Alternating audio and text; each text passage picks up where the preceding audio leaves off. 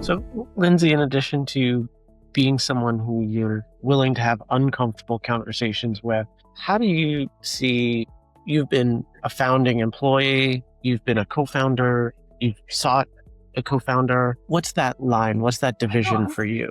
Well, I'll say this. When I was early at Casper, I really felt like a founder. And credit to the founders, because I think the best founders make every startup employee feel as they should. If you have a little bit of stake in the company, everybody should feel like a founder. Everybody should feel like they want impact and they want that startup to be a success, and they're a little delusional.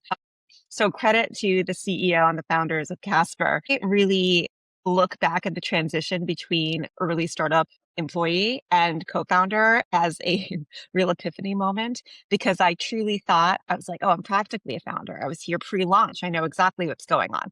I had no idea. There's a very big difference. There's just so much more pressure. And I use the word pressure and not stress, because I think there's more stress when you have less control. When you have more control and it's all riding on you, you get a little bit of less stress because you get to call the shots, but there's way more pressure. That's just a very nuanced, fundamental difference. And I love what you both talked about with the hard conversations. I remember one of my first disagreements with my co-founder. We were having an argument about something really stupid, like a debate. And she had a great idea. She said, let's come back tomorrow with 3 things we just need from one another. No, let's come back with one thing. Let's make it really simple.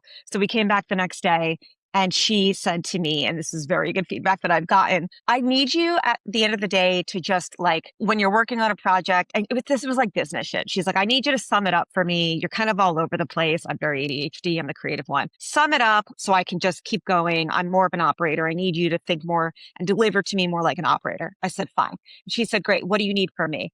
And I said, I need you to be my friend. So cheesy. And that was a really big turning point in our relationship, because I really needed to make sure that we trusted each other the way and felt committed to each other like friends, or this wasn't going to work long term. And it did. And we remained friends, and she moved 4 blocks away from me and we talk almost every day.